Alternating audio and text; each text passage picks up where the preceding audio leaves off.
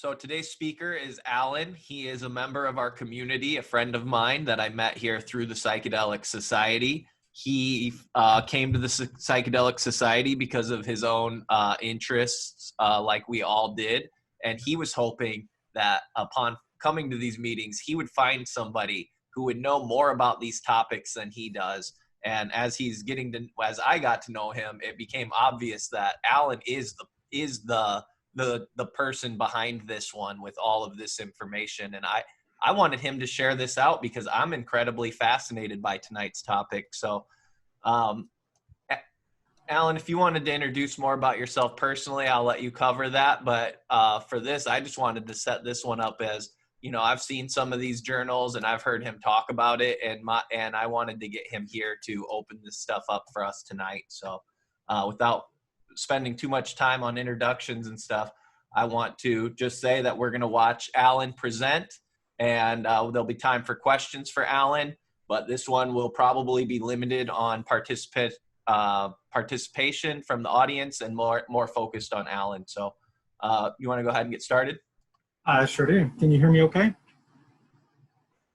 So I'm really grateful that everybody came out tonight to kind of listen to us talk, and hopefully we can get done fast enough that we can have an open discussion, because I am a novice in this field. I just have a very personal interest in it, and there's going to be things that I'm not going to be able to cover just because of the magnitude of this topic.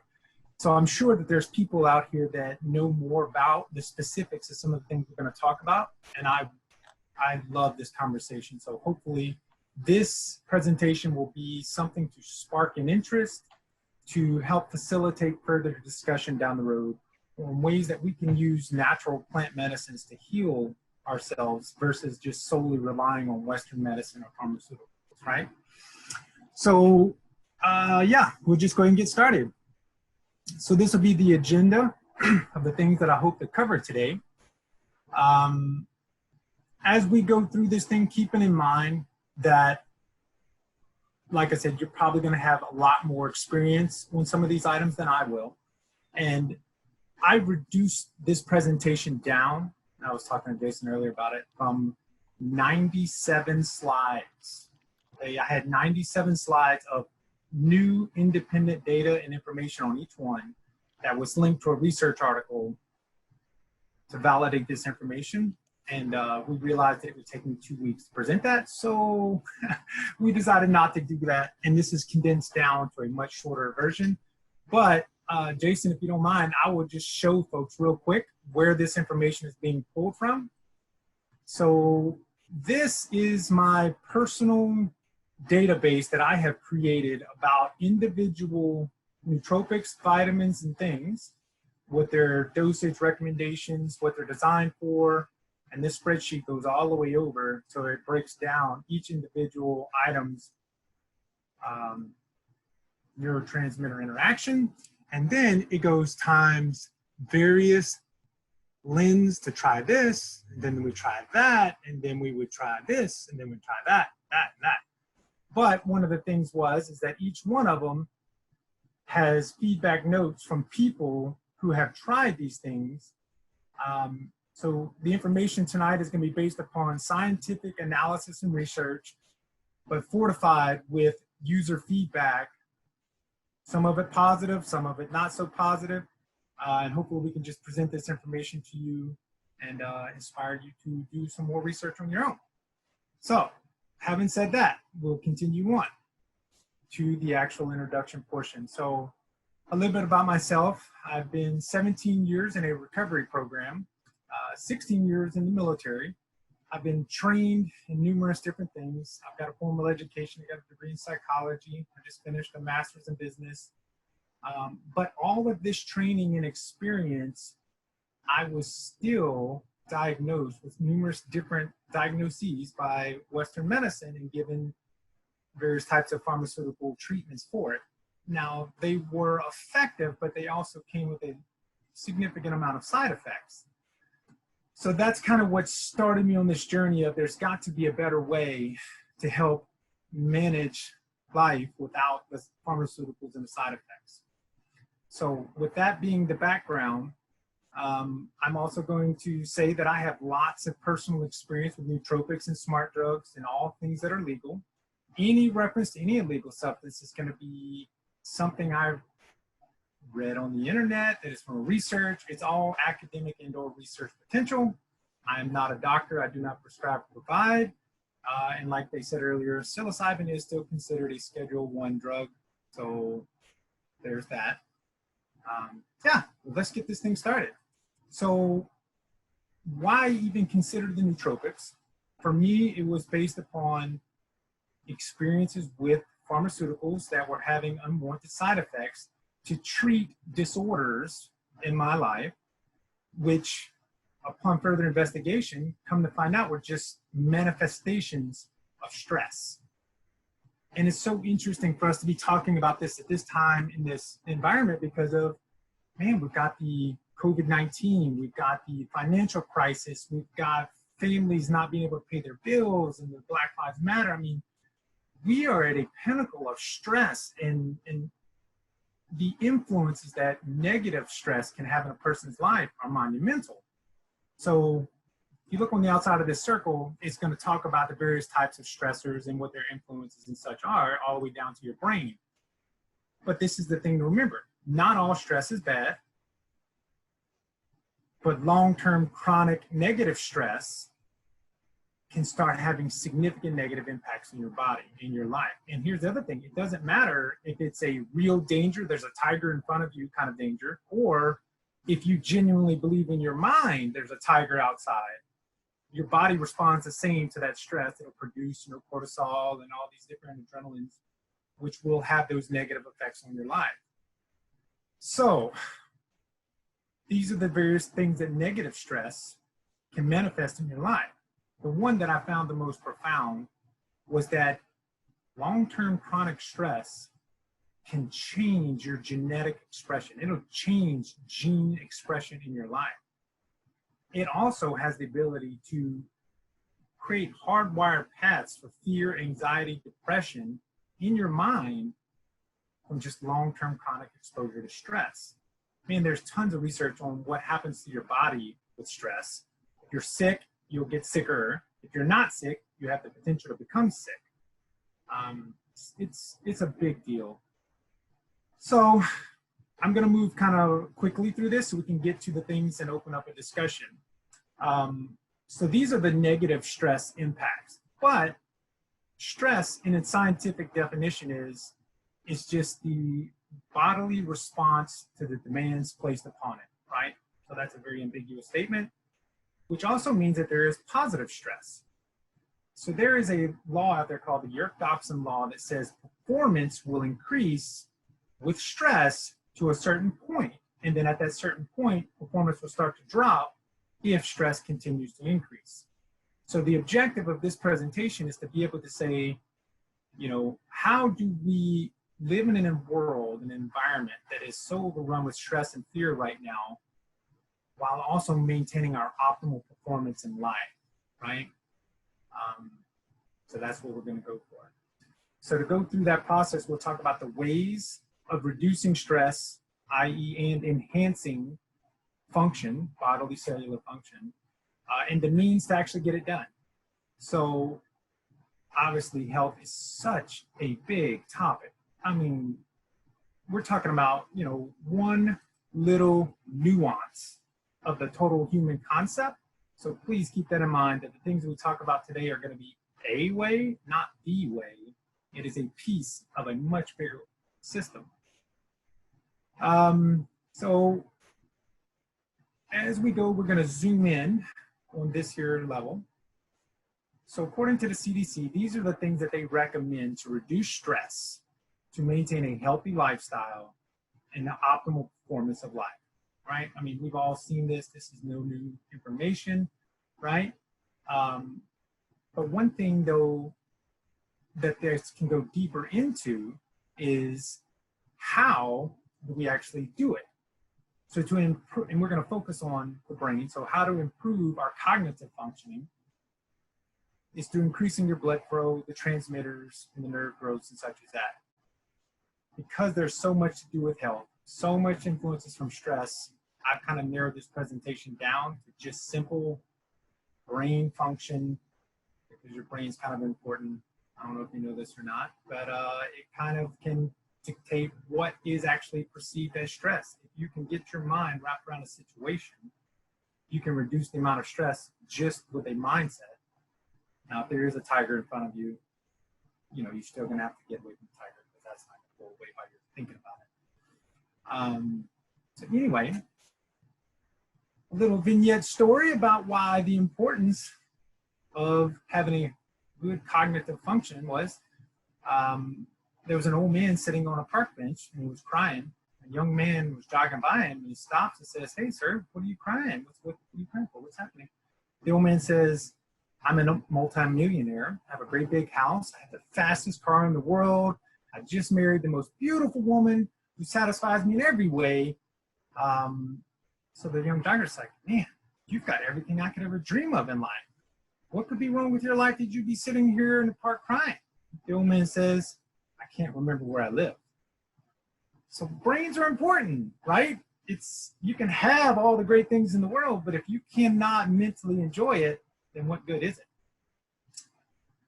So talking about the brain functions via neurotransmitters, right? So these are pretty common information. This is just creating background for the rest of the presentation. Maybe you've never heard before some of the individual names of the neurotransmitters that actually help your brain to function. So that's what this chart does. Obviously, a neurotransmitter is just a chemical substance that's released between the nerves. That's how the information is passed, right? So understanding that, then understanding the ways that we can influence those things. I'm going to focus more so on a natural product, which falls under this category of a nootropic, which is a relatively new word. And for an item to be considered a nootropic, these are the criterion that they have to meet to be labeled as a nootropic. One of my favorite ones is the last bullet: virtually non-toxic, few to no side effects. Pharmaceuticals do really positive and wonderful things for people's lives. I had a positive change in my life from them, but they were not non-toxic, nor did they have few side effects. So these are the nootropic adaptogens, which are the ways and means to influence your neurotransmitters. And what's so amazing is that these things are just natural plant medicines. There's a lot more research being done on top of a tremendous body of research showing some of these things have equal to or greater efficacy rates than certain marketed pharmaceuticals without the side effects. I was blown away. I'm 38 years old and I had never heard of most of the items on this list, let alone the value that they can add to life. Yet I was inundated with information about Tylenol and ibuprofen, and every other commercial seems to be some pharmaceutical chemical. So I started talking around. I couldn't realize there's not a lot of people that knew about these either. So it really highlighted the need for this information to get out. So on that, at the end of this presentation, I've actually put together most of the key data from this presentation into kind of a handout. And if you're interested, I was going to offer it as a blanket email to everyone to be able to have the data that I have, in the hopes that you can then further the research and the information and, man, continue to share this. You know, this is things that can change people's lives with reducing the personal injury. It needs to be out there. So this was one of the research articles I had read on the nootropics, where it shows the blue line is a normal stress arc. So the initial alarm phase, when the intensity, because they were using a fear response with rodents, right? In the alarm phase, they went into this panic and they kind of dropped in their energy level, but then it spiked.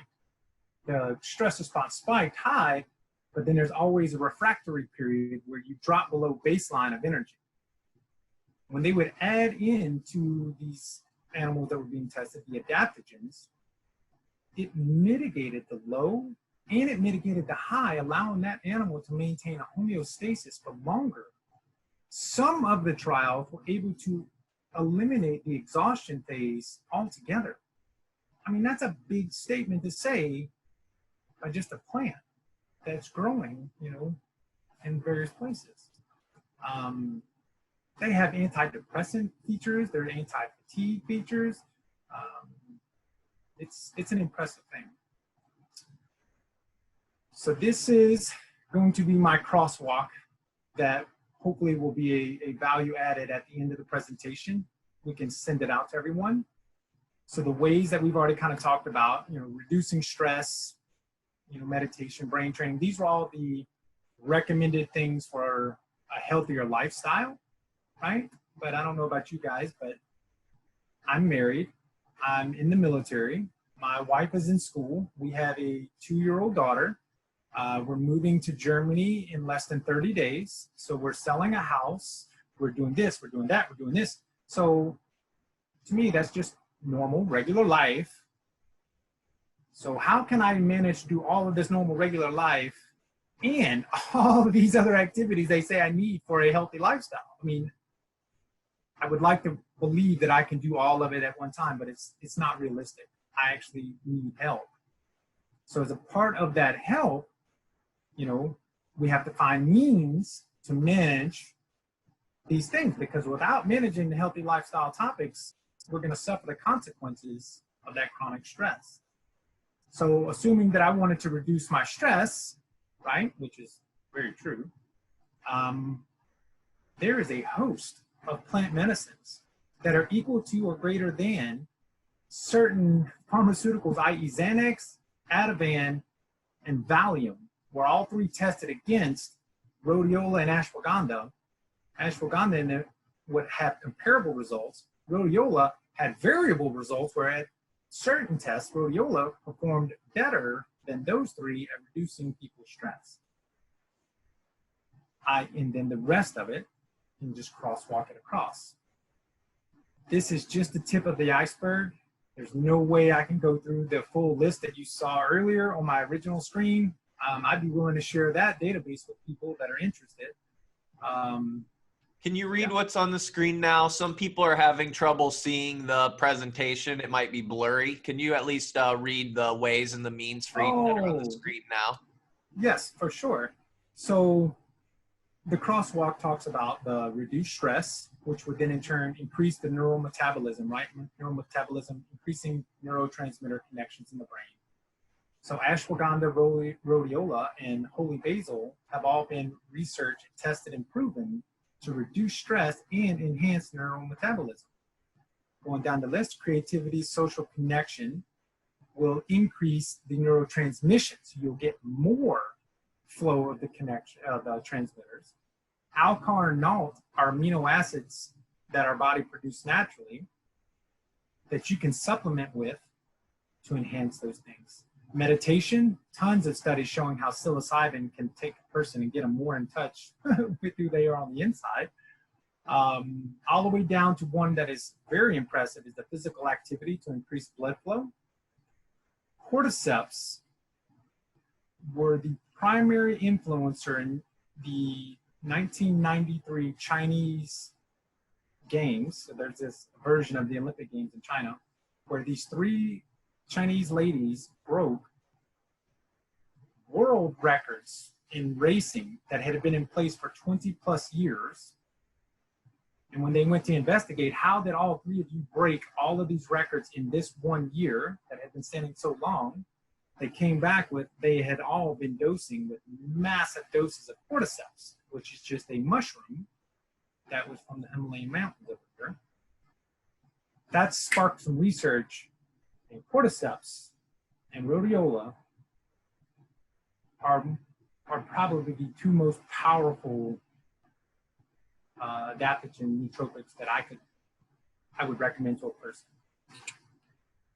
So as we go into this stage here, this is where I break them down, and I tried to cover at least 1 or 2 items from each of the categories. So we're going to have adaptogens, we're going to have amino acids, mushrooms.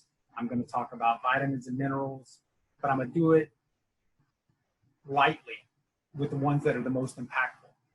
So I'm also going to provide at the end of the presentation a link where you can go and get research data on any of these things if there's more that you want to know.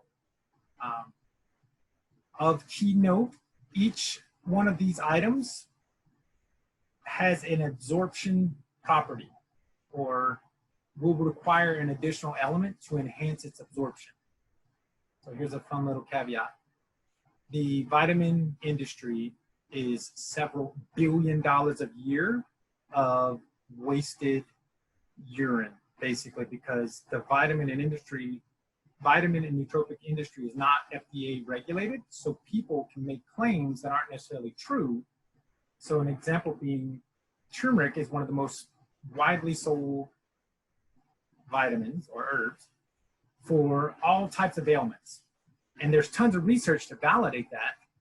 But if you do not use piperine or find the water-soluble version of turmeric is less than 20% bioavailable. You'll take 3 grams of turmeric and you'll pass most of it unabsorbed. So each one of these items, so ashwagandha has a little P behind it because it needs piperine to enhance its absorption rate. If not, the body won't recognize it and it'll pass it out and you won't get the benefits and you'll waste your money. Holy basil is water soluble, so you don't have to worry about taking any item with it. If the item has an O behind it, that means it's an oilphilic, it's lipophilic, meaning they usually recommend you eat or take a little bit of MCT oil, which is just basically coconut oil. You can take a spoonful of it, which is nice, and it's a keto generator too. So each item also is going to show you what to look for. So ashwagandha, if you're not getting 4 to 5% of withanols, then you're not getting a clinically effective dose of ashwagandha.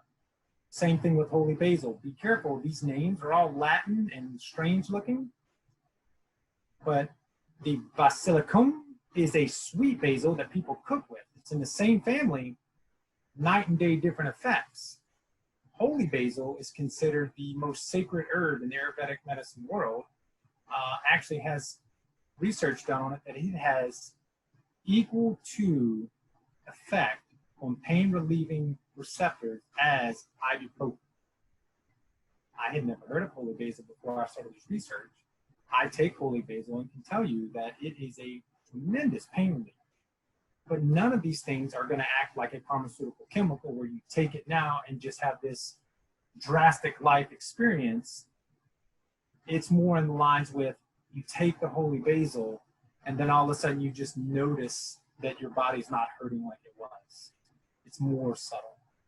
And at the bottom of each slide, we'll have, side effects, interactions, and such as that. So they're all deemed generally regarded as safe. Some of them have properties that could be negative or unique in individual people. So read the side effect and dosage recommendations. So yeah, that's an interesting one. So these two got switched real quick. I'll show you here. It says under the holy basil, it says hypoglycemic may exacerbate bleeding disorder. It also, oops, let me go back real quick. It decreases sperm count. So back pre-birth control, the women in the villages used to use holy basil as a birth control for their husbands because it'll dramatically reduce sperm count while you're taking it. And as soon as you stop taking it, the sperm count comes back. So science is now looking into this of how can they leverage this as a male version of birth control. I mean, just thought that was pretty interesting there. Each one of these also will reduce anxiety, depression, and all these things. So we're going to keep moving. I could literally do this entire hour presentation on that one slide. There's so much good data in each one of these things. Rhodiola is so good that it gets its own slide. And I'm only going to talk about this chart right here. A little more bit of a story, but it's important. So if you can see this chart, there's different lines, right? So this first line here, the black line, is the amount of stress that a mouse could take before it expired. Okay, that's a fancy way of saying they stressed this mouse to its extreme. And right here at the top line, it says 1,179 mice died 100% of the time at this amount of stress.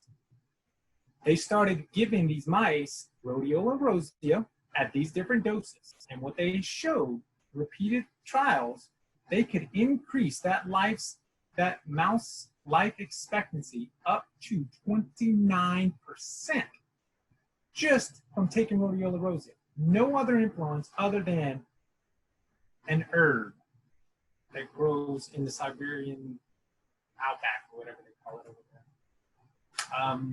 Key thing is make sure that it has a 3-to-1 Rosavin solarides. That's the closest thing to the natural plant's composition. A lot of nootropics that are sold do not have the 3-to-1 ratio. It'll have 5% Rosavins, right? Well, that's great, but you just threw off the balance and messing up the entourage effect that they're starting to actually see with CBD and all those elements, right? What's even better about it is there's virtually no side effects to Rhodiola other than a mild MAOI effect, which if you understand what MAOI means and you understand what other things you can take that are made better with an MAOI, then you can start creating new synergies. Oh, this was also one of the ones that they proved that was as good as and effective as lorazepam in reducing people's stress. Jumping on to mushrooms, a whole new category, cordyceps and lion's mane. Lion's mane probably has enough talked about it that I don't probably need to talk as much about it. If you don't know about lion's mane, it's one of the few elements out there they found that will physically regrow nerves. It will create nerve growth. Pretty impressive. But this is the cordyceps. This is the one that they use in Asia as a natural Viagra is what they call it. They call it the Himalayan Viagra, but they also call it Himalayan gold because the wild cordyceps sinensis is the world's most expensive nootropic and or vitamin or natural supplement. Wild sinensis cordyceps are $22,000 US per kilo because they only grow in one little region. They can't seem to be cultivated, and they're all handpicked, and they're the zombie fungus that grow out of, poor animals or insects' heads. So when you're looking at buying a cordyceps, look for CS4, which is a cordyceps 4 derivative that they have been able to domesticate and grow in a domestic operation and start producing in mass quantities. But you're looking for the beta glucans. You need to make sure that it has at least 25% or greater third-party tested beta glucans. A lot of companies use false advertisement and want to advertise their polysaccharide count.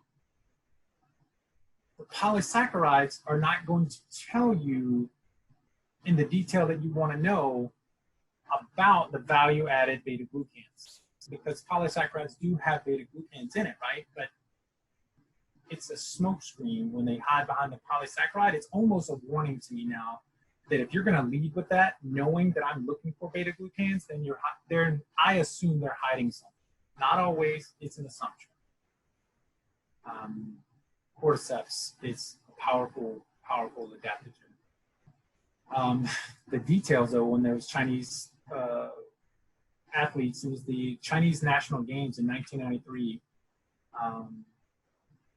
The lady who beat the 10,000 meter world record by 42 seconds.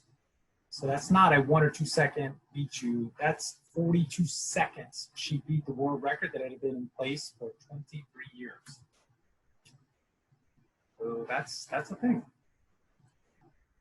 Jumping down to amino acids.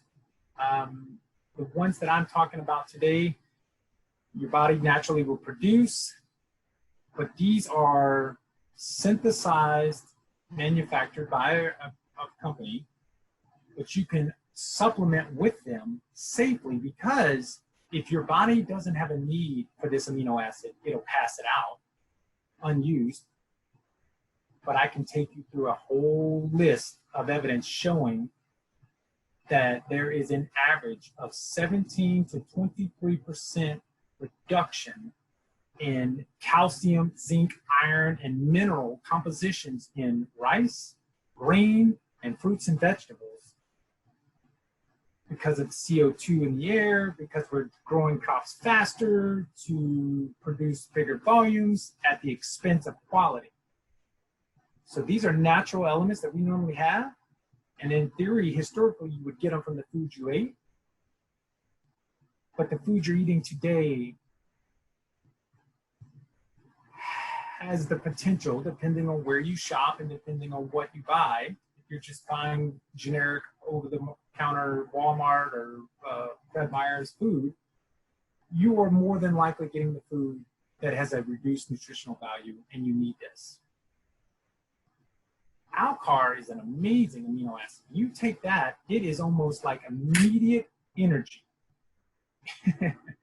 It's great. Nalt is a precursor to dopamine. So when you take Nalt, if you happen to have a reduced dopamine experience in your life at a time, this is the first building block to get you back on track to having higher dopamine, which is a higher well-being feelings. And back again, when you start to understand what neurotransmitters influence what parts of your brain, you can start listening to your body and say, okay, body, what are you telling me that you need? Am I tired? Am I depressed? Sad? Am I needing, more energy? What do I want? And then you can start finding the elements out there in life that will help support your body to be at its maximum. They use Alcar and Nalt a lot in just natural ADHD treatments, just because they're saying that ADHD tends to have a deficiency in their dopamine, and so Adderall and Ritalin generally are dopamine inhibitors, right, from inhibiting the reuptake of them to increase dopamine in your brain. So if you can increase dopamine with a natural amino acid, you may or may not need that chemical. Just a thought. Okay, we're getting close, guys. We're getting close. So the Racetams. So this is more of a man-made element, but it fits the nootropic bill because there's little to no side effects or harmful effects, yet it is as close to adding jet fuel to your cells. So what this does is, in layman's terms, it maximizes your, specifically your neural cells capabilities. And there's probably 10 different Racetams now. These are just the two that I have personal experience with, and I can tell you, Racetam is intense. I mean, it is intense. I was able to, move to Oregon, complete a master's degree, a master's certificate, help with a 2-year-old baby, do all these other things in a reasonably successful way, without damaging my body further with using a lot of Racetams. Also, thing to note though, your body will develop a tolerance to it pretty quickly, so it loses its effect, and it's not like you can just take more and get a higher effect. It just doesn't work that way. And a side effect of Racetams is it increases your cold tolerance. I don't even know why it does that. They don't really understand why, but people that take it have this higher resistance to cold. Anyway. And the last little fun tip about Racetams is it enhances people's natural ability so much, they banned it from the Olympics because they're claiming that this gives people an unfair advantage against people that may not be taking Racetams. When it doesn't change anything like a true blue, cocaine or Adderall or stimulant drug that is actually changing things inside of you, all this is doing is maximizing your organic abilities, and they banned it from the Olympics because they say it's a performance-enhancing drug. So there's that. Minerals. Magnesium is the 4th most abundant mineral in your body. It is involved in over 600 enzymatic reactions in your body. And I think the last I had read, it was between roughly 80% of the population is magnesium deficient. just simple magnesium deficiency. And part of that reasoning being is magnesium is not highly bioavailable. So even when you take a magnesium supplement, you may not actually be getting it absorbed into your system in the quantities that it's needed. The most common magnesium element being magnesium oxide is in almost every single multivitamin out there. That's the one that has less than 30% bioavailability, right? So if you need 400 milligrams of magnesium a day, recommended, 30% bioavailability, just simple math, the magnitude of magnesium that you would have to take at magnesium oxide would make you physically sick, which is one of the side effects of magnesium, is if you take too much of it, you will have a diuretic issue. I mean, we could talk about that more. Multivitamins, if you're not taking one, just do it. Your food's not giving you what you need anymore. These are some tips for it. Oop. So do it. Keep moving along here. So on to the good stuff. What's in it? Uh-oh. They've identified these receptors in the brain that activate specific circuits. And you know how they say that we can only access 20% of our brain? Well, what this does?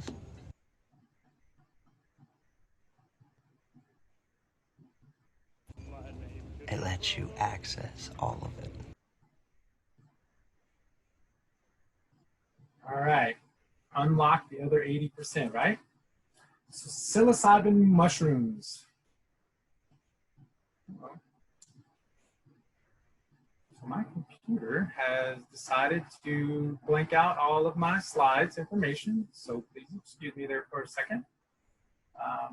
I can't see any of these notes. So we're just going to go with what I know. Always kind of appreciated this quote from the magic mushroom there from this Croatian proverb. You know, all mushrooms are edible, some are only once, right? So there are over 200 species of magic mushrooms out there, right? And since their documented use, they found documentation of it over 9,000 years ago, there has been 0 related deaths to psilocybin mushrooms. Any deaths were always associated with accidentally ingesting a poisonous mushroom or other drugs that complicated some effect. Psilocybin mushrooms by themselves have 0 reported deaths, right? So this was the next one here. This is your brain. This is drugs.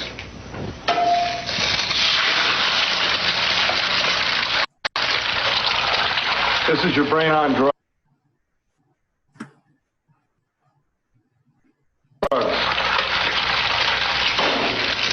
Any questions? Hey, Jayson, can you come on real quick and let me know that you guys can still hear that sound, okay? Yeah, we saw it. We know that's our brain, but Okay. on what kind of drugs exactly? Okay, they didn't really say any drugs. That was just the best commercial from the 90s. I remember being, you know, a teenager in the 90s, and that was the commercial I got beat up with. So my entire perception of all drugs was, man, it's going to cook my brain, right? But this background images of actually the research of what the brain looks like in an MRI under psilocybin, right? So I know most people have seen most of this stuff before, but there's been several new people coming into the presentation that I wanted to share this information with them in case this is the first time you've seen it, so bear with me. So this is actually some of the images, what they've done with people on psilocybin, more so showing the blood flow to the default mode network, which influences your states of consciousness or what you perceive as consciousness. Turning that thing off allows people to access deeper parts of themselves. And this is one of my favorite ones, is the actual harm ranking chart, where they broke it down by the harms of drugs with these criterion on the bottom right-hand side by the drug's harm to self, harm to others, harm to society. And if you take a look, I don't know if you guys can see, the very top is alcohol, which is tremendously detrimental. It's by far, it's got over a 20% margin on negative effects. Then the next one being heroin. And then the very bottom of the chart, the least damaging detrimental drug was mushrooms. So that's enough of that. Moving into the potency, just know that there's very little to no studies done on mushroom potency. So most of it is an empirically subjective analysis saying, man, I took this one and it was great at this dose, but there's no science to validate that. Keep that in mind. If anyone is intending to use one of these things, that there's no science you can use to back that up yet. I've got 3 more graphs that represent the mushroom potency differently than these 2. So this is a summary that I compiled of the psilocybin potency averages that a person can use. And the one on the left is actually a website from the Shroomery where a person could go in and type in, what type of mushroom they got and what experience they want to have. And it'll calculate out for you how much mushrooms that person should take. All right, guys, we made it. I made it in a reasonable amount of time to the blends of synergies with these elements. We have talked about adaptogens, amino acids, mushrooms, minerals, and vitamins. What effects those things can have by themselves. So each one of those items we talked about by itself could improve your life, make your system more efficient, reduce stress, and improve your quality of life. I can say that was true for me, and I've got a tremendous database of people that gave me feedback saying that it made that experience for them as well. So what happens if you take 2 good things and you marry them together in the appropriate proportions? Well, that's kind of where we're going to go from here. So you saw earlier, whenever I gave you a little inside peek of my main database. So this is, again, here for those that are just coming. So this was my database of different blends that have happened over the time. Each one of these blends has notes input into it from real people, as you know, because I give these things away to people just because I see the value, but I tell them they got to write me a review back and tell me what their experience was, such that it's not just my subjective opinion, which has now resulted in me offering you guys the best quotes that I could get from people with the blend. So this blend is going to tell you which ingredient it was, the daily recommended value for that item, the maximum value, how much is actually in the capsule, because I make them in the little vitamin capsules. And obviously the rest of this is not as important, total weight. So this blend, we call it chill, just because this person was talking about they had read a quote about holy basil that described it. It's like liquid yoga. So this chill blend was more like a liquid yoga. So this ADHD blend utilizes the amino acids, the oxyracetams, and the cordyceps magnesium. And I thought this was a powerful statement. This person talked about they had been taking, Adderall for years. They didn't officially stop taking Adderall that I know of. They may have eventually, but they talked about when they used this in lieu of the Adderall, switch it out, that they were able to be focused, energized, without having to crash. And then this guy here with it, felt energized, just not, like cocaine, not cocaine, but better. So this one here was one that I actually came up with because I used it whenever I was going through all my academic processes. There's some elements that are on here, just to give you a heads up, that we didn't talk about in our presentation just because there's too much. Gotu kola is called the student herb. It's another one of those Ayurvedic medicine herbs that's got a lot of research showing that it actually does make you smarter. Lion's mane actually makes you smarter too. This is the thing that people seem to be the most interested in right now. So this person seems to have used psilocybin cyanescence, and in this one here it appears they had a 3-to-1 ratio of 3 grams cyanescence to 1 gram ascorbic acid, just for preservation to antioxidant, with these various nootropics And the quote says, normally I run an average of 2 to 4 miles, but this day I became aware of how tired my legs were and realized I had run 7.7 miles. I felt great, except for my legs were smoked. I don't know what better quote a person could put on a vitamin recommendation, so I'll let that person know that they should be a spokesperson whenever they Prop 34 goes through. Going deep, so this one was whenever they were trying to go do deep work to fuel the mind with the ingredients that it needed to do the work of going deep. This person, one of my favorite people, he just moved back to Texas. He talked about, I've done a lot of mushrooms at high doses, it can come a little intense and such, he says, but he was able to follow his thoughts. It was intensely visual, but clear and clean. And his quote again was, I had laser sharp focus. So, kind of an interesting one. This one was just tested out on a group of ladies who were doing a vision board party. And one of the ladies, go back here, a little too far. One of the ladies there, she had said that she normally didn't like to do mushrooms because it made her feel throw uppy. That's the official word now, I suppose. She said this blend was more like LSD. Of note, this person didn't put very much mushrooms in here. So this is 0.3 of a gram. So that's 300 milligrams of cyanescence involved with all of these other vitamins that have this synergistic effect. Remember we talked about rhodiola earlier that had a mild MAOI effect, right? And then we understand that psilocybin activates the 5-HT2A receptor in the brain that can be enhanced with an MAOI. So a chemical pharmaceutical MAOI would modulate that such that you could potentially have serotonin syndrome. Unproven, but it's possible.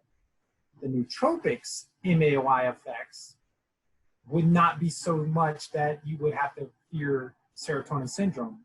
So turmeric, ashwagandha, both have MAOI effects. Ginger at the 100 milligrams in a super pure extract ginger reduced all nausea. So that lady who normally feels throw uppy whenever she takes mushrooms said she didn't feel nauseous at all. And the intensity of the experience was such that she thought she had taken a mild dose of LSD.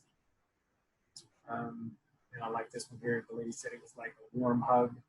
They started to stretch and then turned into a spontaneous yoga session. She recommends we call it the golden blend. So I'm finishing up the slides now, guys. That was probably my last slide. I have compiled this massive list of research things for people that may be interested. It's going to have, Dr. Zelfin's talk on psilocybin. It's going to have lots of research articles from the NCBI. Trip safe for new people that are experiencing with various alternative healing modalities. I'm going to send this out to anyone who's interested. If you get the email from us, whatever, and you don't like it, you can delete it. But I'm going to try to share this basic data with everybody in addition to all the notes that I have with it. Actually, you know what I do? I have another thing on here. So I put another resource page together for people that if you did want to start making your own vitamins and capsules, that Amazon is now changing the type or making people change the title of products, which is weird, right? So you can't get a capsule machine from Amazon anymore, but you can get a coffee powder filler with 100 holes from Amazon. So I put this together, this on here just the day before yesterday. I don't know what that's about, but if you were to make your own nootropics with whatever in it, these are going to be the items you need. You need a 1,000 milligram scale. You're going to need a capsule maker, some capsules, and yeah, have fun. So Jayson, I'm going to go ahead and wrap it up at that. Open it up for people that may want to ask some questions. Oh, this was something I put in there. Do your own research. Always remember that you heard this information from some guy on the internet. So for as much as I value my research and what I've done, always remember, man, trust but verify, regardless of who it is and what they tell you. Always, always, always verify what someone says. Right on, Alan. I'm proud that we got here before 7 o'clock. We still have a good hour's time left for all the questions. There was a ton in there, and God, I know even from our little run through how much is not in there that people are missing right now. One thing that I noticed for sure is you showed that blend of the 3 grams of scions plus some supplements. How much would you compare that to as just a standard, let's say, B plus or golden teachers, and you know, what kind of dosage comparison are you talking there? So in theory, because all of this illegal discussion is going to be information that I will share with you. So what I can offer you though is, in the comparative world, 1 gram of cyanescence to a general strain of cubensis. So now you're always going to have your B plus, you're going to have your A, and, you know, whatever, that are going to be so nuanced. And there's no science to validate the actual psilocybin content in a cubensis, the thousands of strains, or 30 plus strains. From what I've been told, 1 gram of cyanescence is generally equivalent to 1.5 to 1.75 grams of cubensis. Now, you may have a different experience if you've got a unique strain of some sort. That is a general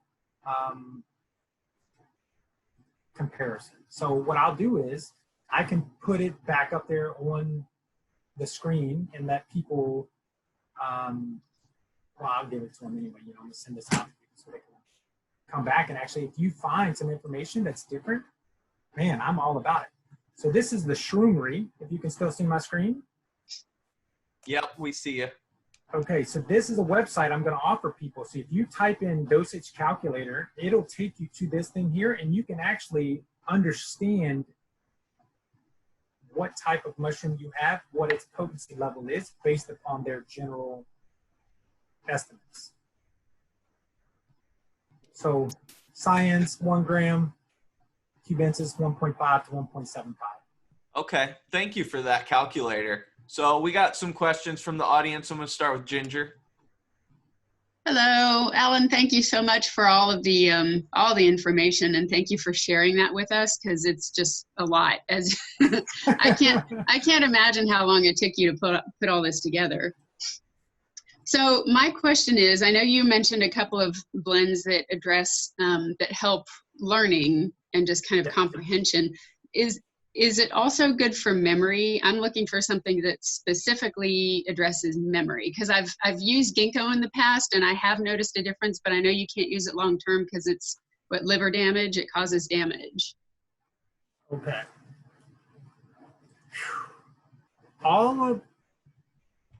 It's not as easy to just say, will that blend make my memory better? Because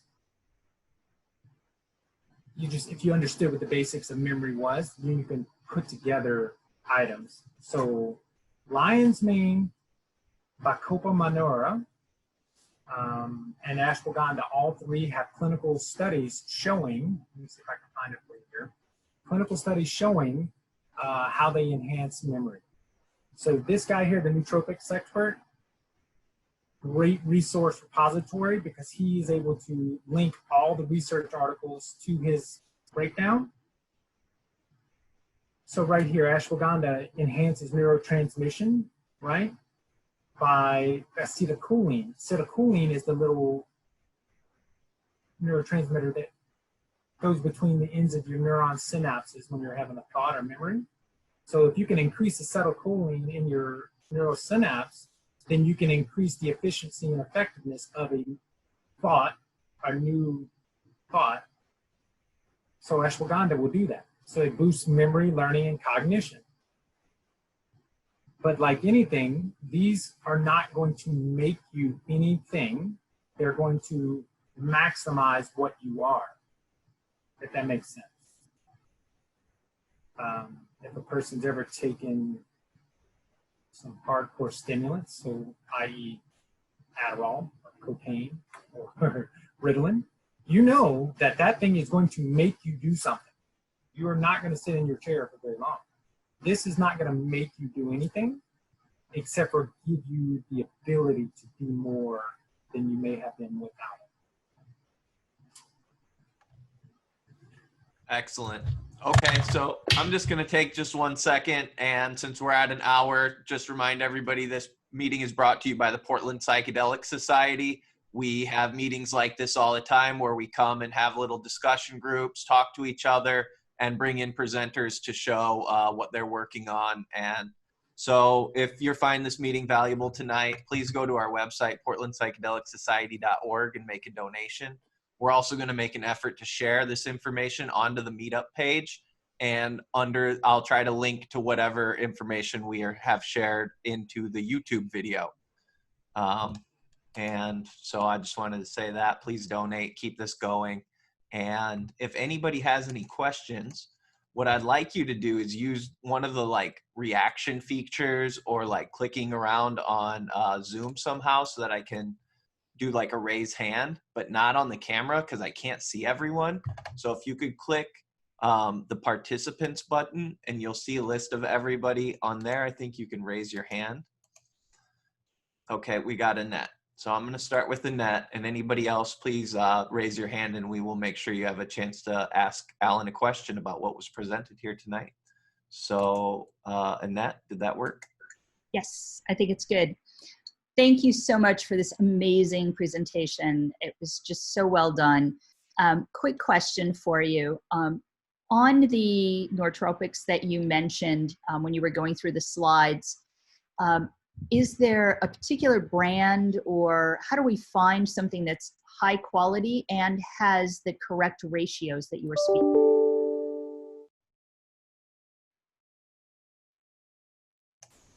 Alan, you're muted. So that is what caused a small degree of obsession on my part, is that exact question, because I went off of a website that I Google searched how to reduce stress, right? And this website came up, oh man, buy this vitamin, it's going to be the greatest thing ever. And I was taking it and it just wasn't working, but it had all these reviews saying it was great.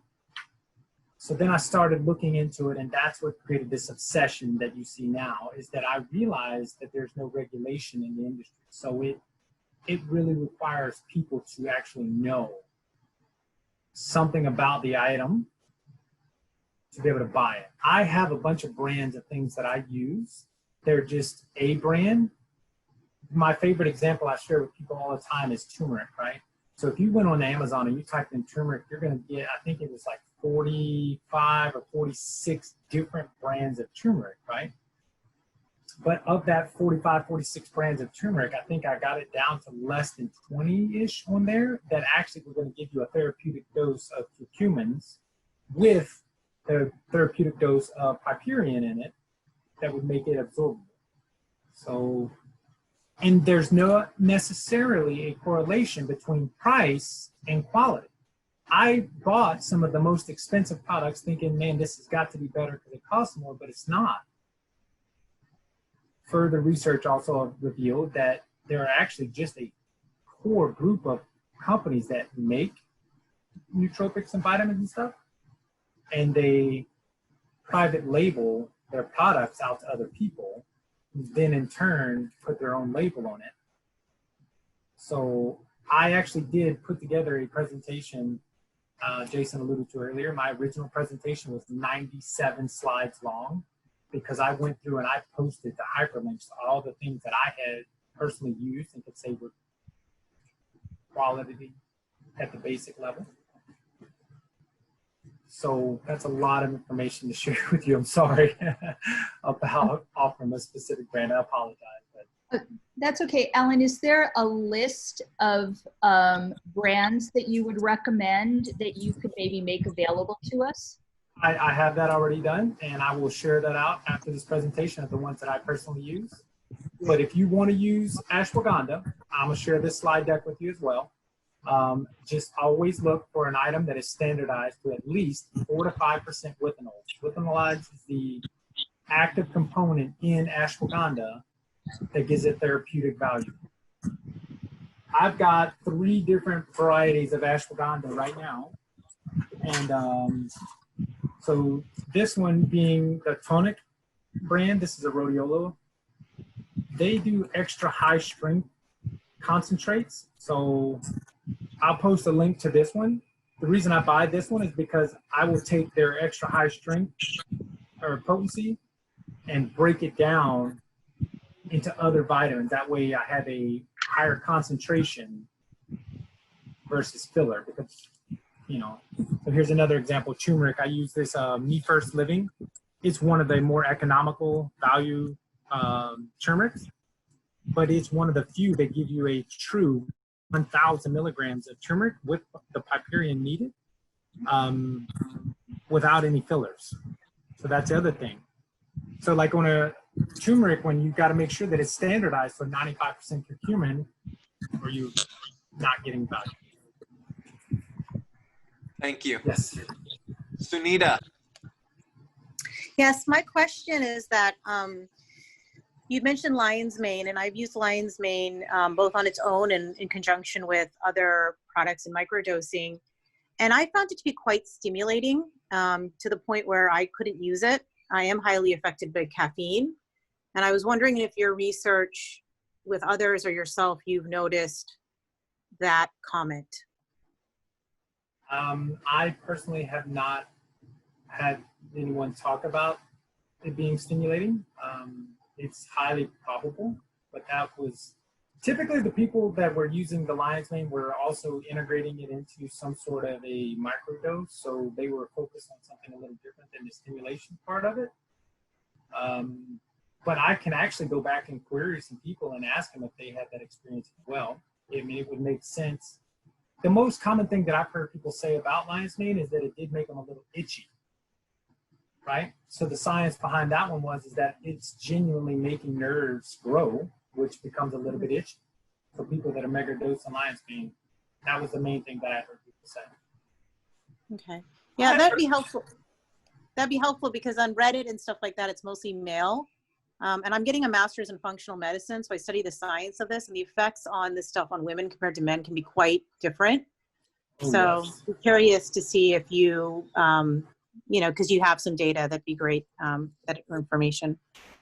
Sure. And I'm willing to share this with anybody who's interested, guys. So if you're interested in this information, you know, let me know. I'm willing to share it because, I mean, I probably got several hundred hours of research, and I'm not much on opinion-based articles. So in fact, the presentation that Jayson got to see the first time, every one of these slides was linked to the research article that validates anything that I would say on here. But it just took too many slides to put that data on. And there are lots of research showing that men and women have different experiences with most of these things because it's a hormonal chemical difference. Great, thank you. Thank you for bringing up that very worthy noticeable detail. So I'm going to go with, what is it, Clara or Clara? Yeah, Clara. Clara. Thank you so much. This has been really interesting. I was wondering what if you had any thoughts on modafinil. Modafinil? So yeah, that one's categorized as a smart drug. So that's a synthetic stimulant style, right? So they use it more so for sleep, narcolepsy style things. It doesn't have the same mechanisms of action as like Adderall does, but they have a secondary use for modafinil for ADHD functions, but they usually reserve that for people who can't take Adderall for whatever reason. What specific would you like to know about modafinil? Because that is an interesting one. I don't know that there's enough data that I have to be competent in recommending anything to anybody about that one. I can tell you a lot about it, but I never personally have experienced it. Right. Well, I take phenylpiracetam quite often, and I'll also, my other nootropic is usually modafinil. And with the phenol, I definitely have more of a physical energy response. Both of them, you know, very highly stimulant induced, but I was just curious why that didn't come up here, you know, as you're talking about nootropics. On which one? Modafinil. Oh, so I was originally, the presentation was going to be focused purely on what's natural. I was going to absolve all man-made man-made chemicals, and kind of made a last-minute decision to add in the Racetams, just simply because the amount of research on the Racetams have validated the safety and efficacy, whereas the modafinil Adderalls, there is more negative potential. So I was trying to stay more natural that I could offer people. So there's value added to it. I mean, there's lots of people I know that use modafinil and have very positive results. I just personally can't speak as much to it. Thank you. All right, thank you so much. I got Justin. I'm going to try to unmute you. You got a question?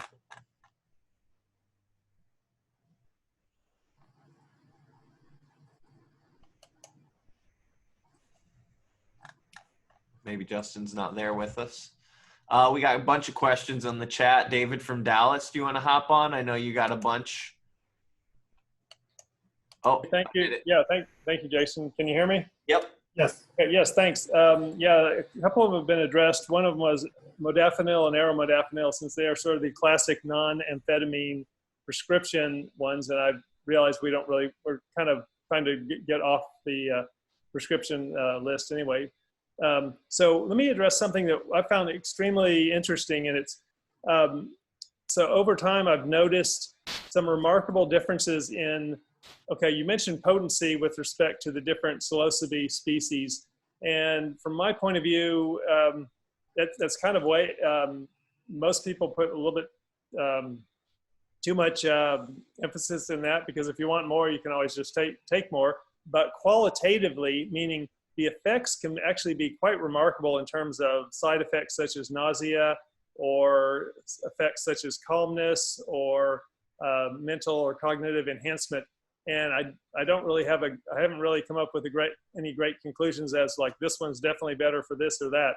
But I just wanted to throw that out there and ask if you've noticed any particular cubensis varieties or other psilocybe containing specific species, and you mentioned one of them that you particularly like for cognitive enhancement. I guess that's it. Thanks. Yeah. So, hey, Jayson, can y'all still see my screen? Yes.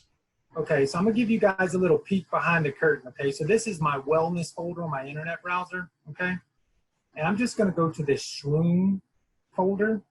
So these are the websites that I have derived all of my information knowledge from, okay?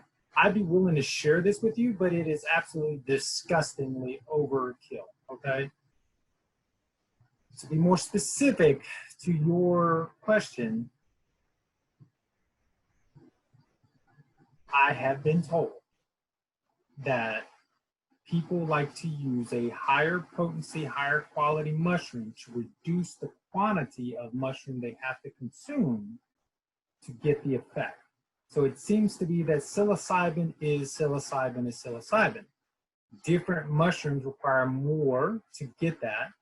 And different mushrooms have different compositions of other elements that we don't have as much data about, like so the baeocystin and neobaeocystin and stuff as that. I don't know as much about those because the research isn't there yet. Most of it's subjective. I do, however, have a website that I can share with you about a website that has started trying to compile different types of psychoactive mushrooms and rating them based on the criterion of visual, spiritual, and physical effects, which would probably be as close as I could offer you right now on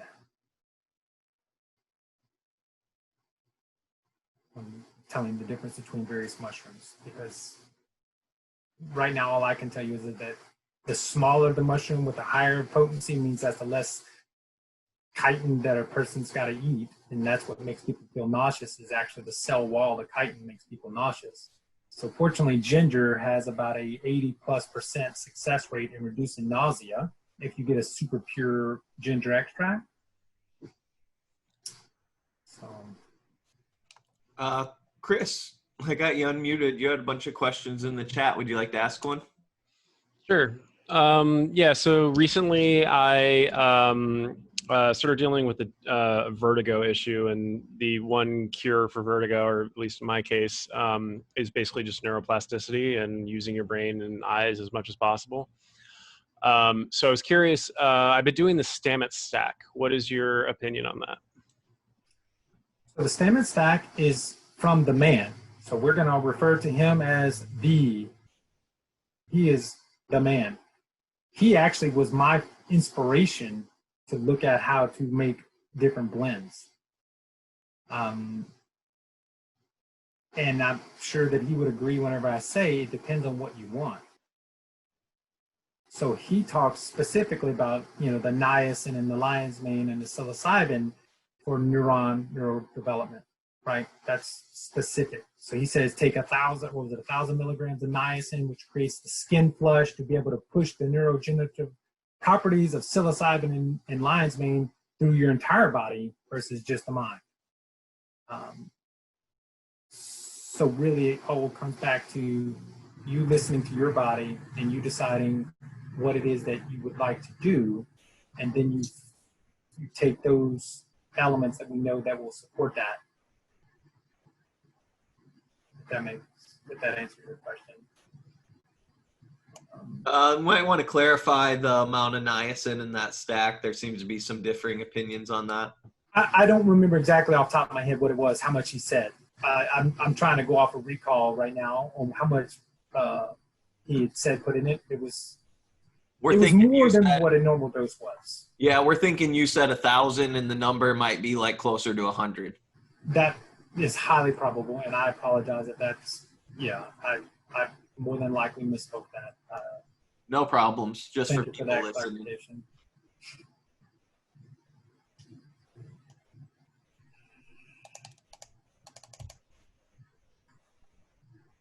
We got more questions for Alan. People can raise your hand, or I would be interested in going back, to these stacks. Let's go to going deep. Well, the maximum energy one is funny. Is that the same reviewer? Yeah, you know this reviewer. Right. You know this reviewer. He told me that he was down in no, actually this reviewer, no, that's not the one we're talking about. He was the one that talked about the laser focus. Was there's another person told me about the running thing, and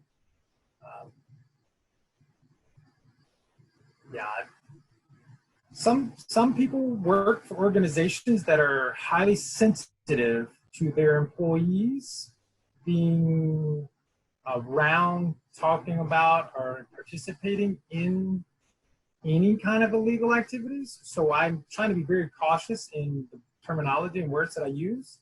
All I can say is that this blend right here, I have 100% confidence in this blend, in the people that have taken this blend to be highly effective. So you could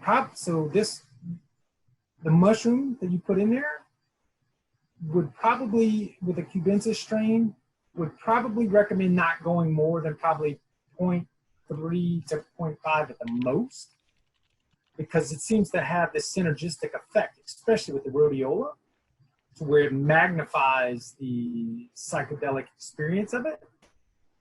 The cordyceps alcar are just massive energy producers.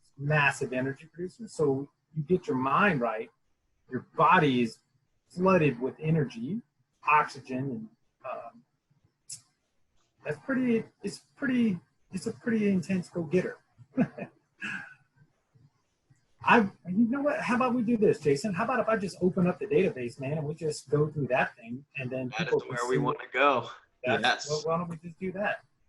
Justin also has a question, and he's curious. You know, we talked about maybe some other pharmaceuticals that have better matches, but what about something like MDMA, Justin? Yeah. Something that may be similar or may help with or that journey. So in what respect? Like you would supplement to go along with your MDMA? My antidepressants and stuff like that I'm trying to get off of. So it's sort of a tactic, I guess. I'm looking into maps and all of that. So I'm unfortunately not very knowledgeable about MDMA. I apologize. I've read most of the reviews about it. I've read a lot of the research about it, but my knowledge is probably equal or less than yours. There may be someone else on the crowd out there that could probably answer it better. Sure. It's just the MAPS program, I guess, was the more of the question, but no problem. Specifically to Alan, what was the one with the MAOI?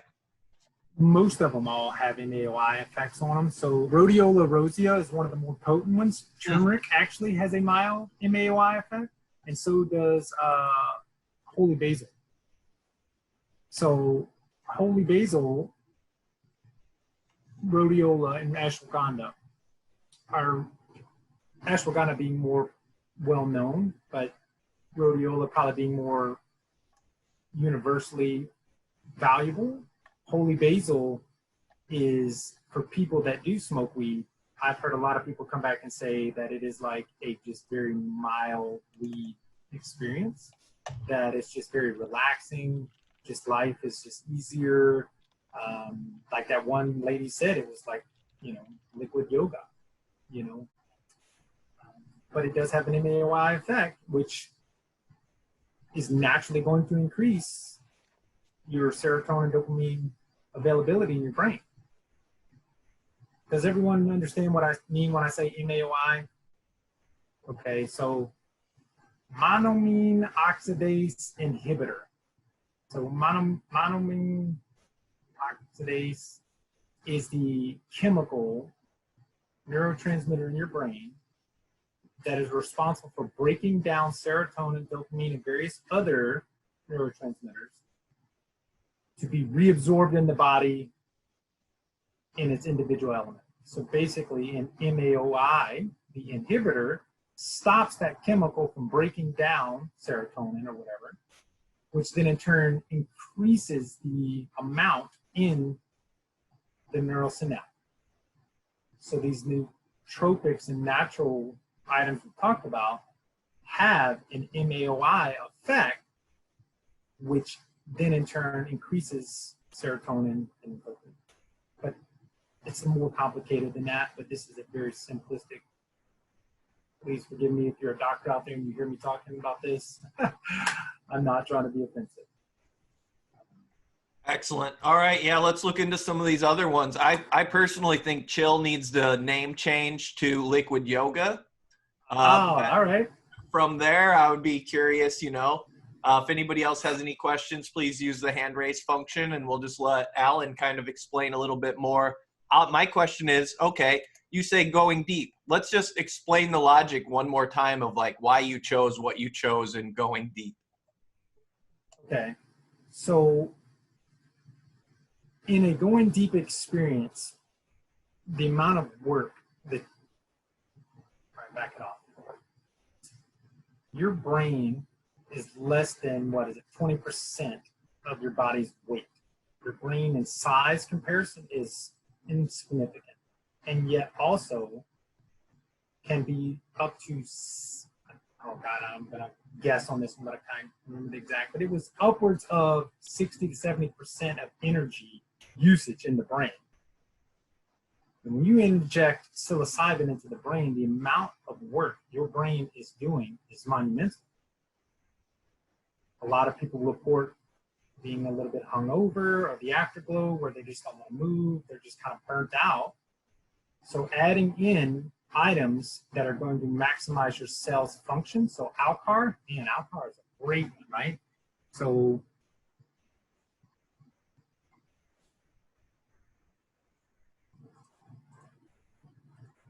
just look at the research just on this simple amino acid.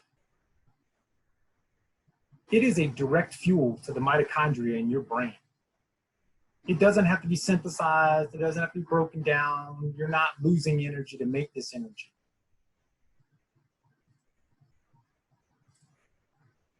So when you're going deep, your brain needs fuel. NAC is a beautiful dopamine agonist. They use it also to treat Tylenol poisoning. So it enhances your feel-good. Magnesium is critical for all neuron synapses in your brain, all neuron functioning. Go-To Cola has a side, so Go-To Cola got added in here from a side effect. So it got added to the test originally from a side effect of giving people these vivid dreams. So that's what brought it in, which seems to synergize with the visual experience when someone's going deep in a psychedelic journey. And ginger, obviously, for the nausea and such. So NAC, in theory, is going to contribute to a more visual experience? Nope, Go-To Cola. So NAC is acetylcysteine. It's another amino acid. It's in the same category as like the malt, which is in tyrosine. But these are the things that it offers for you. So a lot of people have had experiences with anxiety dealing with mushroom experiences. The nootropics that are on here, so the ashwagandha, holy basil, rhodiola, and NAC modulate the glutamate levels, which is your excitatory anxiety producing neurotransmitters. So if you can modulate that without sedating a person, you can reduce the likelihood of an anxious trip.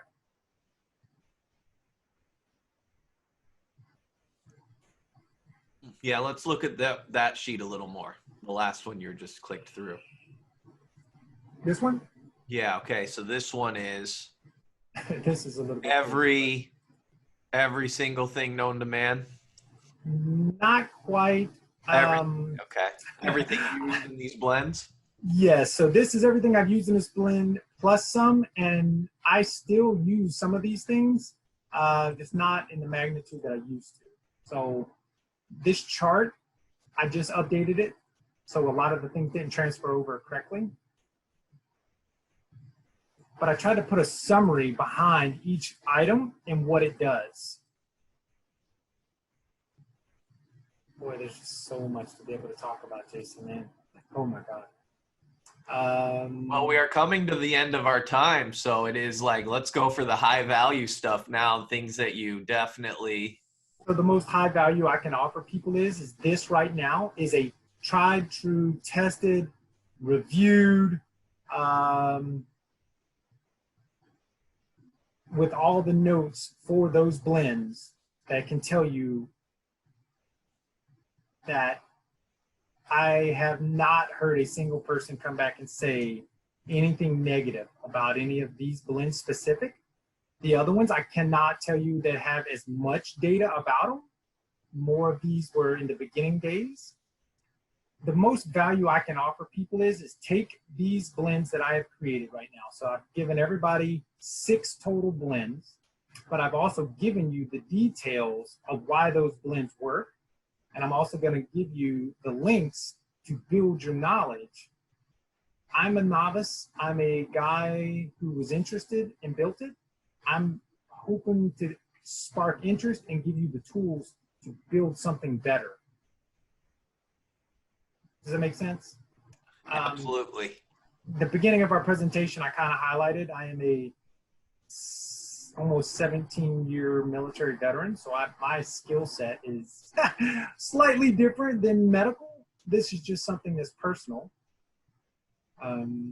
My degrees are in psychology and business, not medicine. So everything on here is going to be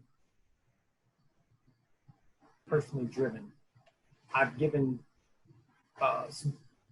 some fact-proven blends, and I'm interested to see what people take from this and make it better. All right. Yep. Let's get it out there. People are very excited to start diving into this themselves. Deb, do you have a question? Yeah, this is just so rich. Alan, I wonder if you'd say a little bit more about when you got started. I'm trying to remember from the beginning, you were trying to help yourself and get off of some pharmaceuticals. And if you just say a little bit more about maybe your progression, it's just so amazing that you put all this together. And I'm wondering if it kind of helped you, or if you were like so naturally brilliant before you even started. No, godly. Thank you for that compliment. I appreciate that. And no, that's definitely not the way I would ever describe myself, because I'm actually a high school dropout. I didn't even finish high school. So all of my education now is an afterthought. Hopefully this will be in good taste when I'll give you a little bit of personal information. But when I first came to this, I just want to say, I think high school fails a lot of people. That's not got nothing to say about your brain power. Okay, thank you. I appreciate that. But whenever I first got introduced to the nootropics and natural world, I was being treated for bipolar 2 disorder, ADHD, major depressive disorder. I had also received a diagnosis as being antisocial personality disorder. I mean, I had been diagnosed with all kinds of things. And what really was affecting me, honestly, now is trauma. I was a trauma victim of life that was manifesting itself through stress under these diagnosable headings. So I was classically diagnosed or misdiagnosed. So I was on, and I'll be specific, I was on the Motrigine, which is a mood stabilizer. I was on various types of antidepressants, Wellbutrin, and I was on gabapentin, which was to calm me down and treat nerve pains because I had major injuries in the military. And I was on various types of stimulants to try to control my attention. And being introduced to these natural things, I'm off all of those medications at the advice of my doctor not to. My doctor told me, do not do this. She's like, you have too much going on in your life. These medications, you know, because lamotrigine is a life-threatening medication. If you stop taking it, like, that you could die. You can get a life-threatening rash. I didn't know that.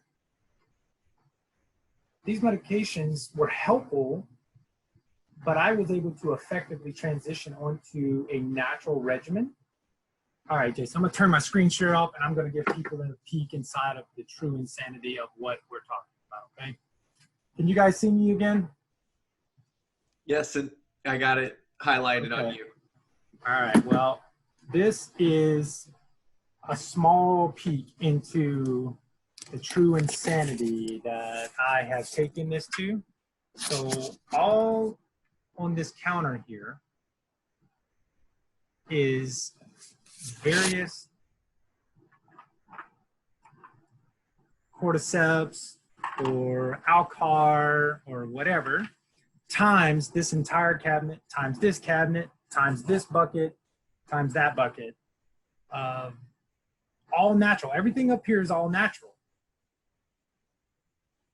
And I have been off of all of those pharmaceutical chemicals since December of last year. So 7 months, 6 months, 7 months.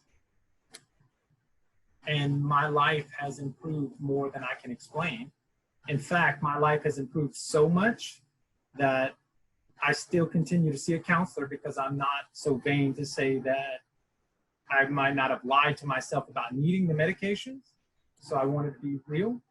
That my therapist was commenting on how well I have done since being off of it, that she was able to give me a diagnosis the other day, or a recommended diagnosis, because she said she can't do the diagnosis of Asperger's syndrome, which would be a parent diagnosis of all those other subsidiary things that were exacerbated by trauma. So like all the things that I said that they had diagnosed me with, which then also validates your comment of, am I naturally brilliant? When honestly, I'm not naturally brilliant. My brain is wired in such a way that it just fixates on things, and it's just different. So getting off all the chemicals, going natural, allowed the who I really am to come out, to be seen for who I really am, and to be actually saying, hey, actually, you know what? You're not broken and disordered. Your brain is just wired different. Thanks for sharing that, Alan. I think I'm just going to drop this one in there, and that's in 2 weeks. We have Autism and Psychedelics online discussion, and that's open to all neurodiverse people across the spectrum who just want to come and hang out and talk about psychedelics with other people who identify that way. There's no real agenda to it. There's no real topic. It's just come and talk to other people who are having psychedelic experiences or questions about psychedelics. So look for that one. And I have David. Thank you. Yeah, thank you, Jayson. And by the way, Alan, yeah, you're not insane. Saying that's excellent what you're doing. It's really fantastic. Parts of my kitchen look just like that, so I can totally relate. I had a quick question about another entire element, notably mescaline, since it is a phenethylamine instead of a tryptamine, and it has slightly stimulating properties. And in addition, it's a 5-hydroxytryptamine 2 agonist like the classic psychedelic tryptamines. You see any use for that in compounding or mixtures where you want to add a little bit of a stimulating effect or possibly a different quality to things? We're investigating the extracts from the San Pedro extracts to get, as you know, it takes a huge amount of material to actually create just a little bit. It's very time intensive or labor intensive, and so I'm not sure if it's worth it, but do you have any thoughts on this? I absolutely think it's worth it. I mean, there's a lot of research, more anecdotal research about the traditional healing value from mescaline specifically, that opens the door for a tremendous value. The thing though that I would be interested in to learn more about personally is when you start compounding mescaline, just by the simple nature of its longevity of effect versus psilocybin. So psilocybin, I mean, if you're going to go super hardcore, you're going to talk about maybe 6 to 8 hours at the hardcore. Whereas, mescaline, you're already talking longer than that, just as normal. So that would be something I'd be interested in, especially if you start synergizing it with some of these nootropics.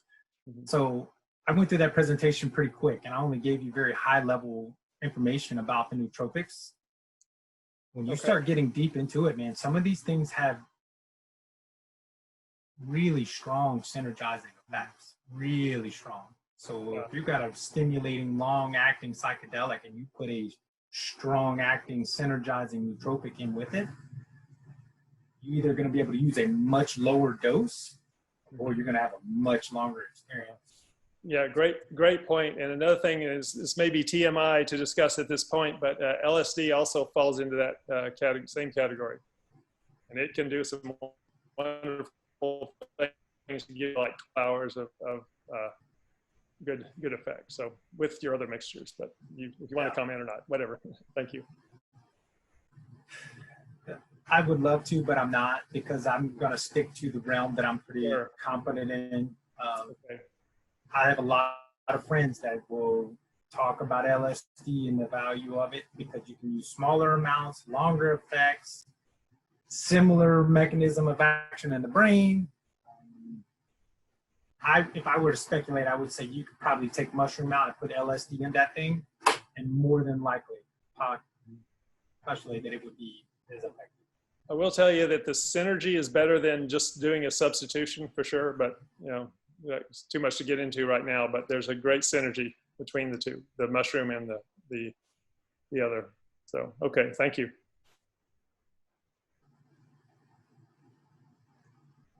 We had a question real early in the chat that never got to, which was, can the MAOI and holy basil be used to activate oral DMT as a component in basil ayahuasca?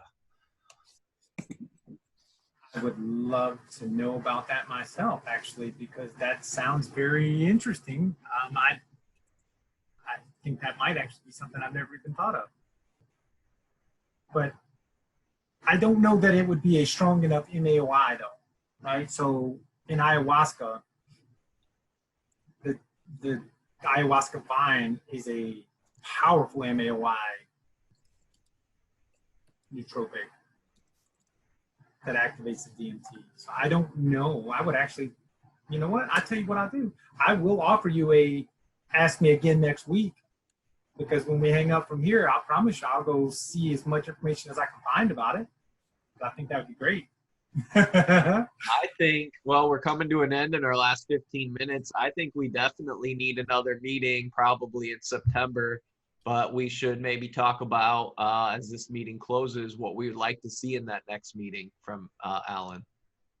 So that's what I was going to wrap up with before we go, is that I would please send me your feedback on what you would have liked to have known more. So, you know, we've said it a couple times already, but I opened my other slide deck, Jayson, while we were talking, because I had more data in it. And the refined one is still 60 slides long, because each slide then was a deeper dive into the nootropics and a deeper dive into each item. So if you have feedback saying, hey man, you talked about too much stuff that we already know, or hey man, you went too fast, or I would really like to know more about X, Y, and Z, please let me know. I may not have the data right now, but I will try to put it together for you, because if I'm one person talking to 40 people and I give 40 people everything that I've got, and each one of you then in turn goes and talks to 40 people, we have the potential, man, to offer this world something that we used to have. Everything that I've talked about tonight is a reformulation of 1,000-year-old information. Humans have used these things since the beginning of time. It's only been in the explosion of Western medicine that we've decided, you know what? That plant's no good. We need to go take this chemical, right? And we have been kind of indoctrinated into a Western medicine system that says that if the doctor doesn't give it to you, you can't take it. And I'm like, hold on, man. I drank that Kool-Aid for a lot of years. I took all of your drugs. I almost died from that stuff. And I'm here to tell you that I've tried this natural stuff. I'm having equal effects, if not better, without the side effects. So we are reintroducing to an old topic. And if I can get 40 people, go do it. Excellent. Thank you. I got Teresa. Hi, Jayson. Hi, Alan. How are you doing?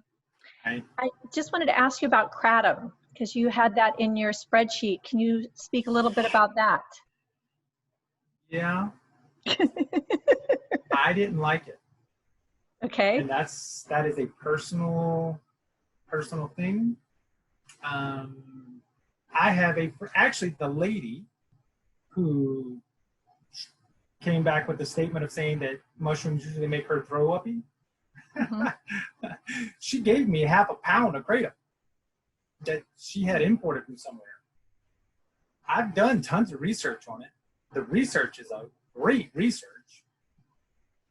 My experience with it was not positive, and there's also equal research about the negative impacts for abuse and dependence, right? Okay. And one of my earliest slides was on August of this year, August 20th will be 18 years that I've been a sober member of Alcoholics Anonymous, which means that items that have this potential for abuse, i.e. kratom, I try to steer clear of just out of a personal thing. Lots of other people have good experiences. Research is good on it. Everything in my presentation tonight was things that I can validate and say, generally regarded as safe, little to no side effects that are going to be long-term, permanent, or dangerous. Thank you. Superficial, very vague, I know. That's the best I can offer you right now, sorry. Thank you. Researched it. Okay, we got Peter. excellent segue there, because my question springs from kratom. I also have the intuition that it has that there's a real mixed bag with kratom. My interest comes, and the first question is pain management and the perception of pain out of the scope of nootropics in general. And so I was watching for specific blends that were focused on pain, and what I'm dealing with is the kind of pain that comes with things like tendinopathy, which are chronic, debilitating, long-term burdens that people have to carry. I'd be curious what you've cooked up on that. So that's actually great, and thank you very much, Peter, for that. So I have a lot of trophies on my wall that have matching scars. My whole face has been rebuilt. This is all titanium. Most of my teeth are not mine. My shoulders, I've had my throat cut. I mean, I've experienced some fun stories in life. Those are some deep dents. Yeah. They're deep. So that too was a part of my nootropic journey.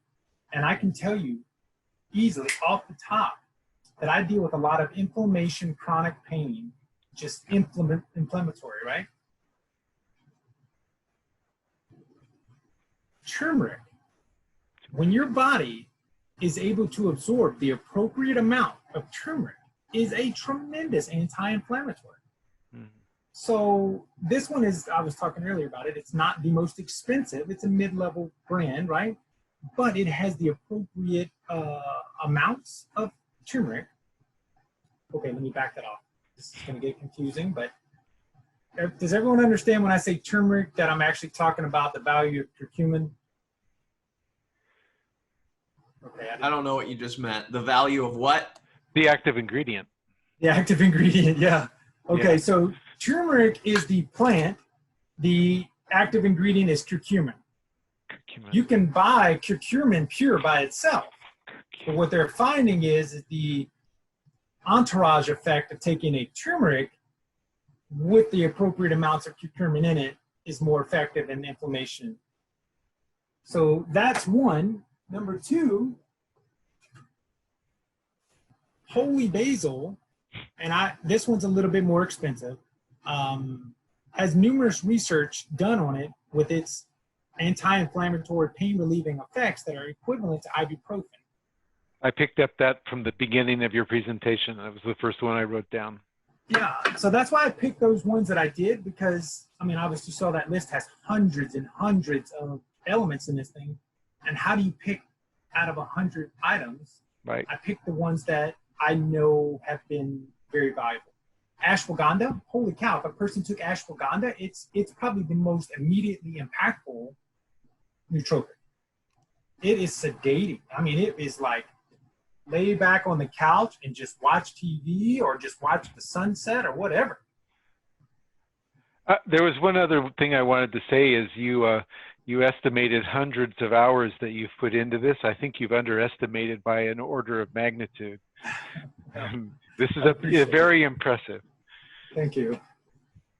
Actually, I should probably go thank my wife, because she's been so supportive of me, man. Like, you guys, my wife is such a good lady, you know, because we have the 2-year-old baby. We're not from Portland. Actually, I'm from Louisiana. She's from California. We met in Texas and we live in Oregon. So she has loved me through this and been supportive. So she's really the driving force for this to be here today. So I don't even know if she's on here. I don't know if she is either, but I want to hop in on that and say that Josie is also helping us produce a podcast at Portland Psychedelic Society. It is going to be announced about noon tomorrow, but I'm going to share the link with you guys tonight. The first episode is the audio conference, or the conference audio of Kalindi Iyi from October 2019 when he was here in Portland. So she's helped us get that all together. She's helped us design this site, get this on the directory, and she's really amazing. So check that out, and it will be available on Apple, iTunes, and all that stuff where podcasts are real soon, but it's available at that link immediately. So with that said, we have another question, and I also want to make one more announcement before we close out. So let's go with the question about pain relief. Which stack was best for like chronic pain or, you know, just pain relief? I don't know that I've ever intentionally made a stack just for pain relief, just simply because I generally get the value I needed just from some of the other ones. So I've never sat down and built a specific pain relief blend. So some of the items that I talked about off the top would be, you know, really good for pain relief. Actually, you know what? Check this out. And I know people know this, but did you know that pain is subjective? That pain is purely in the mind. Hence why people have the ability to meditate through pain. I.e., I was sober and got my face crushed in to the point where the bones were coming out. I wouldn't let them give me any narcotics because I was afraid that it was going to send me back on this journey of drug abuse. So I've been an intense meditator for years and was able to meditate through until they knocked me out in the surgery. If a person can enhance their cognitive function, increase their levels of dopamine and serotonin, the feel-good chemicals, or your beta endorphins, which are the opioid chemicals in your body, you can modulate pain, or at least pain's negative influence in your life. So if you can reduce your cortisol levels, and most of the things, actually, I would have to look for one that did not have an anti-inflammatory, antioxidant effect. But if you reduce the inflammation chemicals in your body, you're naturally going to get pain relief. So in theory, everything that's on there actually really is a type of pain reliever. Magnesium is actually really good for that too. Oh, here's one I didn't say either. They also had me on some pretty heavy duty sleeping medications for a lot of years. I'm off all these sleeping medications also. Man, I'm telling you, I'm off all the drugs from magnesium. There are 9 different types of magnesium. From magnesium oxide, which is garbage, all the way to magnesium L-threonate, which is a magnesium specially developed at MIT that crosses the blood-brain barrier and goes direct into your brain and increases cognition better than any other one out there. But it's very expensive. Magnesium also is the precursor to melatonin. You take a big dose of magnesium bicitrate or glycinate before bed. That's what I take at night. Yeah, there you go. I see somebody out there who's already got it, right? So I take magnesium biglycinate before bed and I sleep the entire night through and I wake up feeling great. Okay. Tangent, but well, thank you. I want to make sure we get a round of gratitude in for you before we close out the night. But before we do that, I do want to say for all the newcomers who hung on, the people who just stayed and listened tonight, I really want to invite you tomorrow afternoon at 3 p.m. to our community integration circle. This is an open meeting with the topics are raised just by you. So this is a good spot to just hop in and introduce yourself. Kind of get a feel for what goes on here. It's open, it's inviting. There's also support available at those meetings if necessary. That is run by our president, Casey Mitchell. Would you like to hop on? Are you available there, Casey? If not, oh, go ahead. Yes, I am. Hello. Hello, do you just want to invite everybody for tomorrow's integration? Yeah, anybody who's interested in just you know, if you've had a difficult journey, if you would like to hear more experience from other people, please come on the group. It's you know, we open up with an introduction where people can ask questions and just talk about what's going on with them. So the group is really designed to assist with whatever specifically is going on with the people who are on the call. So I would love to see any of you on it. And we have 2 of those a month right now. And Alan, thank you so much. This has been amazing, and hopefully I will see you soon. Absolutely. Hey, what I want to offer everybody else also is I'm not able to talk as freely in such a mass forum, right? Just because of there's certain things in life that you can't. But I am willing to go very deep, detailed conversations about all aspects of this presentation that I may not have touched on as deeply in a public kind of forum. So if you wanted to reach out to me, man, I would be more than willing to talk to you about how I got introduced to Jayson and Casey. Because I got introduced to them through the drive of PTSD kind of treatment and alternative healing modalities that opened the door to this nootropic natural world. But those are conversations for a more intimate setting. Anyone want to hop off with more gratitude for Alan? I've made it so you can unmute yourselves now. So I don't think we have any bots. So just go ahead and unmute yourself and hop on if you'd like. We got 2 minutes. Thank you very much.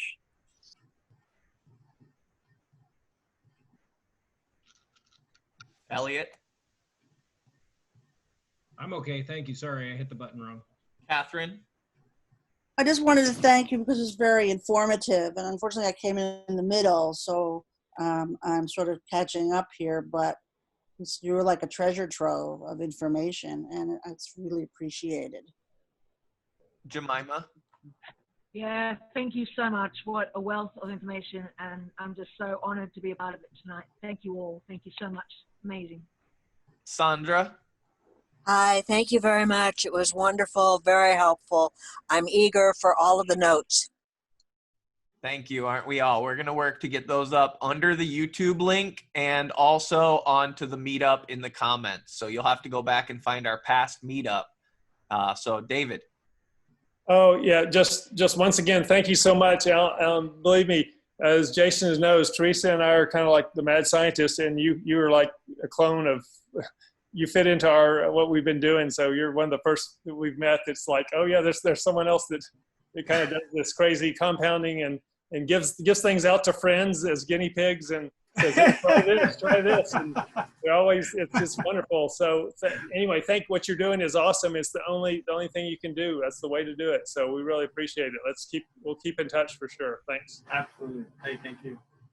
Awesome. And we'll work to get another one on the calendar in September. Anybody else, you can just unmute and hop on now. Kazzrie, Donna, Annette. Thank you so much, Alan. This was so informative and a topic that I really wanted to be able to dive into, but just didn't have the time. So I appreciate what you shared. I so appreciate you being willing to make yourself a resource for us. That is just so generous of you. And again, thank you, PPS. You guys are doing an awesome job. Thank you, thank you, thank you. Absolutely. Thanks, Alan, so much for doing all the work and giving all the information to us. That was a lot of work. We have a lot of similarities in journey, healing, injuries, and psychedelics. So I got so much out of all your hard work. Thank you. All right. Well, we're at 8:01. Alan, Thanks, I hope Alan. you feel really appreciated. Sunita, go ahead. Oh, I'm sorry to interrupt. I just want to say thank you. I'm doing a lot of research on Ayurvedic medicine and botanicals, which is my medical focus, but I'd love to talk to you at some point and just share notes on some of your nootropics. Hey, Jayson, let me post this in the chat real quick. Here, I'm going to give you guys a website right here. I'm posting it right now in the chat function. Let me see. All right. This guy he's going to give you such good data. Okay. Use that guy. He is good. How can we reach you? You can hit me on the Facebook, or I mean, is it appropriate for me to give an email, or I don't even know. You can give an email if you'd like. Else, they can contact you through the meetup page. You're the host on there. They can reach. Yeah, let's do that then. I mean, I don't mind giving folks my information, but I mean, if you want to post an email, that's fine as well. But it is 8:02, so we should be closing. Go get it. All right, yeah. Hit me on the meetup page, and I can get back to you. Cool, thank you. Right on. That goes for everybody. So feel free to reach out to him with any questions or specifics. All right. That's the meeting. Good night, everyone. Bye. Donate at pps.org. PortlandPsychedelicSociety.org.